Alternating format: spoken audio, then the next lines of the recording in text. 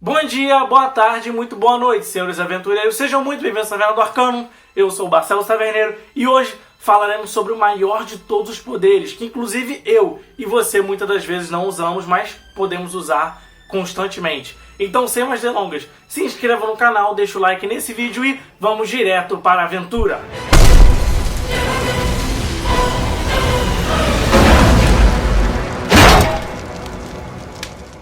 Primeiramente, quando falamos de poder, o que vem na sua cabeça? Estado, poder em questão aquisitivo, né? Dinheiro. Quando falamos de poder, muitas das vezes falamos até de magia, né? Porque a gente está falando de RPG aqui. Mas o poder que eu quero falar hoje não está ligado a exatamente nada disso. Pode ser magia? Pode. Pode ser para alcançar o estado? Pode. Pode ser para você alcançar uma aquisição financeira maior? Pode. Então aqui eu vou falar exatamente como você alcançar qualquer coisa.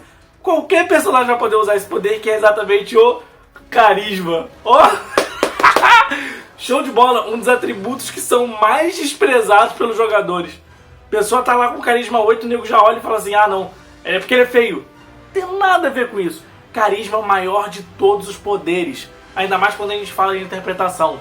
Então eu separei aqui exatamente alguns filósofos para falar sobre o assunto com vocês e dizer exatamente como vocês devem alcançar todos os seus objetivos.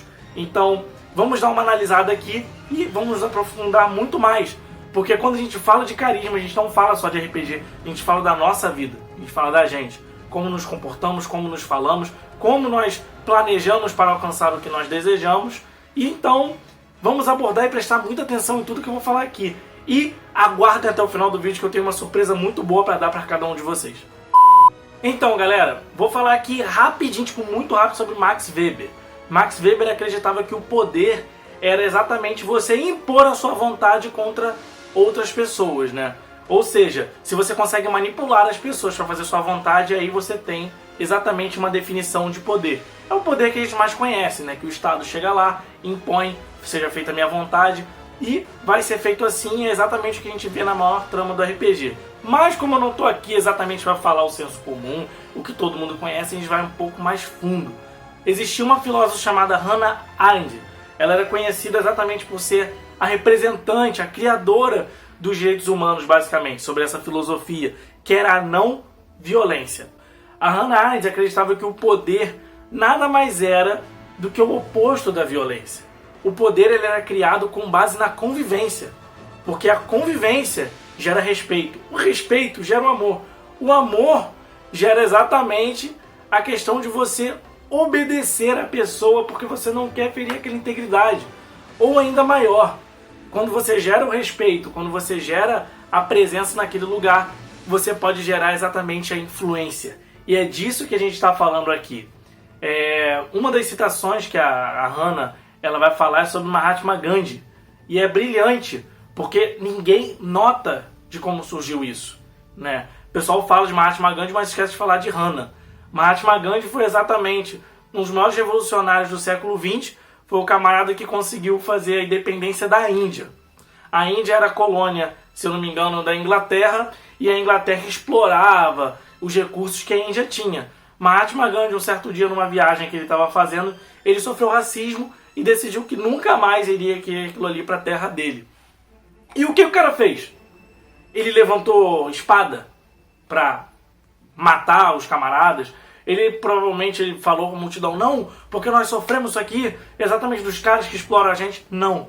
Ele decidiu exatamente seguir esse discurso de não violência. E o que ele foi fazendo? Ele acreditou que a resistência era maior do que exatamente a afronta que eles poderiam fazer. Até porque a gente está falando da Índia, né? Por mais pessoas que eles têm, a gente está falando de um lugar que ele não é muito avançado tecnologicamente, mas eles permaneceram na resistência deles. E o que eles fizeram? Cara, Mahatma Gandhi conseguiu conquistar a nação inteira com o discurso dele. Conseguiu conquistar a nação inteira em questão de respeito e afeto. E logo todos se botaram na pele dele e sensibilizaram com aquilo. Logo, ele moveu uma ação de um dos países que são dos maiores do mundo para fazer a ação de independência deles. O que os caras fizeram? A gente precisa comprar da colônia. Quer dizer, a gente precisa comprar da metrópole. Não vamos comprar na metrópole, vamos fazer aqui. Porque a gente depende de não sei o que na metrópole. Tá bom, a gente não vai fazer aqui.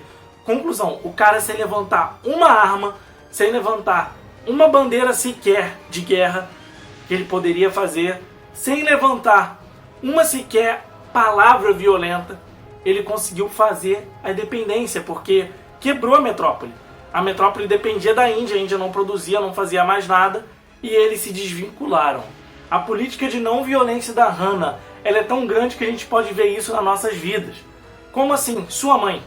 Exatamente, sua mãe, minha mãe, a mãe de quem está assistindo aqui, ou quem sabe a mãe da minha mãe, né? Muitas das vezes a gente deixa de fazer certas coisas não porque a gente tem uma lei positivada, ou seja, que o Estado escreve e impõe para que a gente faça aquilo ali, mas porque ela criou, nós criamos na verdade uma convivência tão grande, um respeito, um carinho, um afeto tão grande, que nós não vamos fazer certas coisas que a gente sabe que ela não gosta. Sua mãe não precisa levantar o chinelo para você, falando que vai dar na sua cara, para você pensar duas vezes, cara, eu não vou fazer isso daqui, senão minha mãe me mata.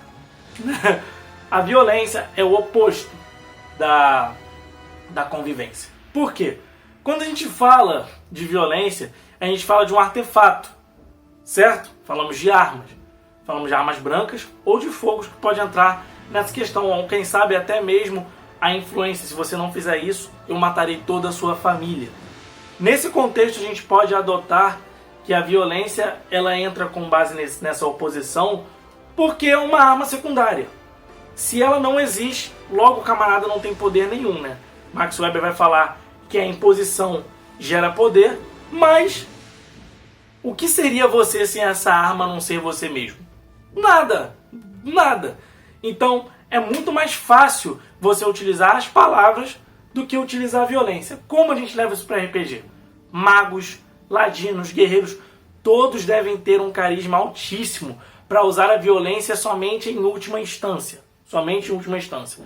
Quando esgotou todas as possibilidades, você vai lá e utiliza. Isso amplia muito mais a sua vivência, amplia muito mais o seu modo de jogo, amplia muito mais a questão burocrática, ou seja, o mestre também ele vai ter que ampliar muito mais o universo dele, não só cavernas, etc., mas um roleplay muito maior do que simplesmente eu bato. Não.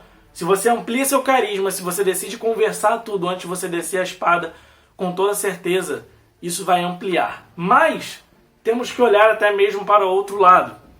Falaremos aqui de um dos maiores filósofos que nós conhecemos de todos os tempos, chamado Nicolau Maquiavel. Maquiavel foi um filósofo florentino que o foco dele era estudar o Estado e a política. Então, pensando nisso, ele decidiu, vou criar um livro chamado O Príncipe, de Maquiavel, que vai auxiliar os caras a conquistarem o que eles quiserem, da maneira que eles quiserem. Apenas manipulando. Esse é Maquiavel. Esse é Maquiavel, um dos caras mais brilhantes de todos os tempos, que ele vai falar, né, aquilo que todo mundo fala hoje, que é os fins justificam os meios. Então, Maquiavel utilizava esse modo como estudo. E quando ele vai falar disso, cara, dá pra você ter a base dos maiores vilões da história e até os maiores heróis por conta disso. Porque quem foi Gandhi se ele não utilizasse as técnicas que Maquiavel arquitetou para que a pessoa usasse, né? O que acontece? Maquiavel, quando ele vai falar do Estado, ele fala que nós temos que olhar o Estado, ou seja, olhar a realidade como ela é, e não como gostaríamos que ela fosse. Então ele vai falar que os seres humanos, infelizmente, eles são vivos, são astutos, são soberbos. Os seres humanos, eles são ingratos, volúveis, simuladores, covardes ante ao perigo e ávido a lucro.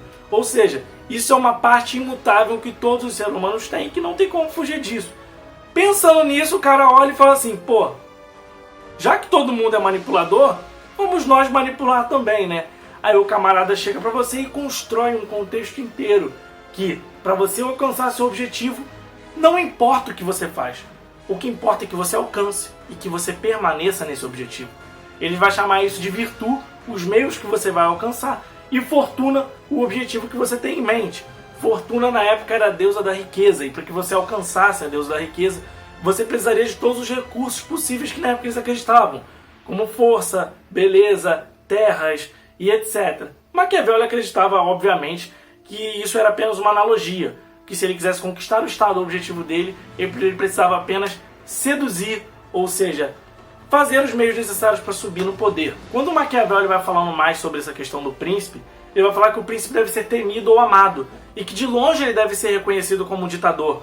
Até porque alguém que se apresenta para você necessariamente como uma ameaça, você não vai querer. Um dos maiores exemplos que a gente tem disso é de Adolf Hitler.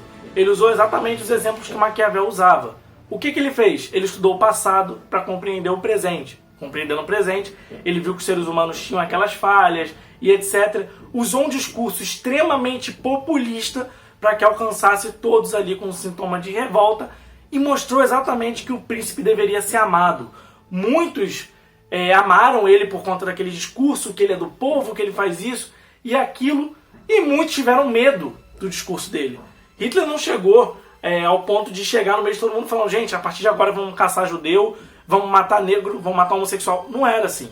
Até porque se ele fizesse isso, todo mundo ia olhar um pra cara do outro e falar, esse cara tá maluco, vamos matar ele. Não, ele chegou. Quando ele alcançou o poder, ele fez o quê? O príncipe deve ser temido ou amado. Ou seja, você não fez o que eu quero, está contra o Estado, matamos você. Olha que maravilha.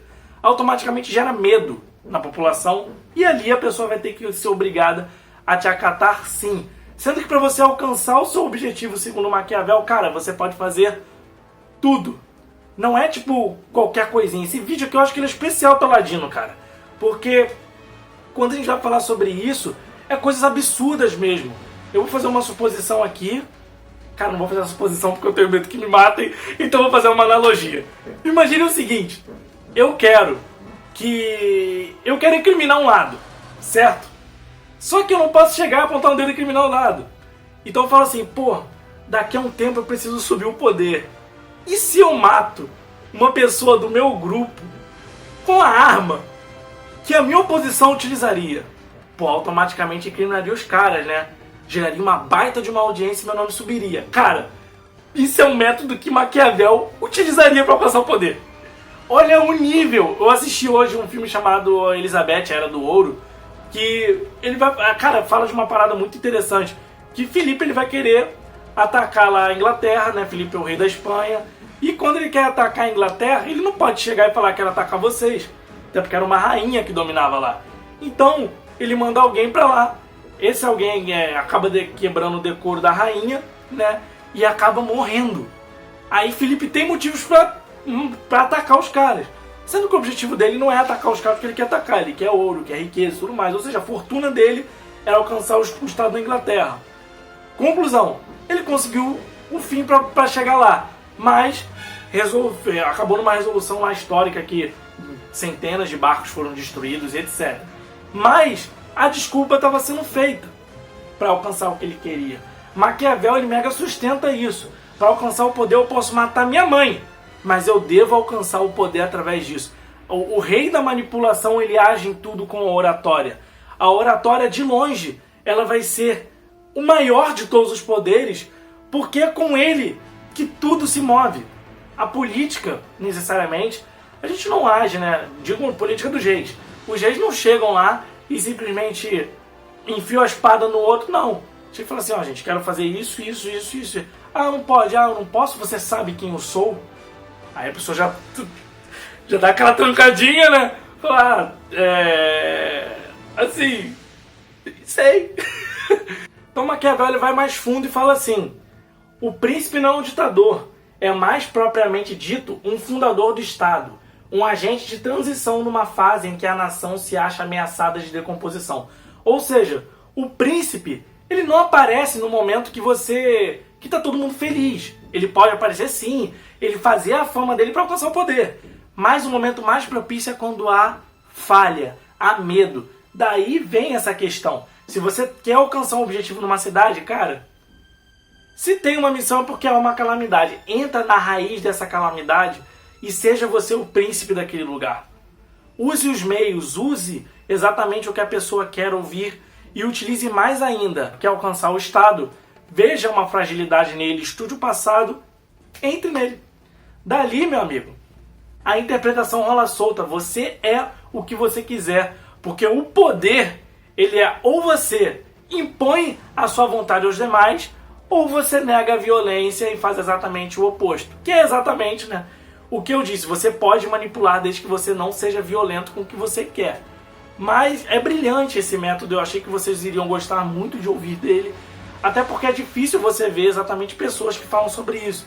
Muitas das vezes quando a gente fala sobre criação de personagem, a gente vai relatar exatamente o cara que pega a espada, eu sou todo poderoso porque eu sei lançar magia, eu sou todo poderoso porque eu tenho minha espada. Meu amigo, quem fala melhor manda na nação. Se eu sou conhecido, eu com uma pontada de Deus eu faço o que querem ao meu favor. Então, a notícia que eu ia dar pra você exatamente no final desse vídeo é que tá tendo um sorteio no nosso Instagram da Taverna de 2 livros do Old Dragon, ou seja, o manual básico e um livro de aventuras, pra você que nunca começou a jogar RPG, ter a oportunidade de começar a jogar.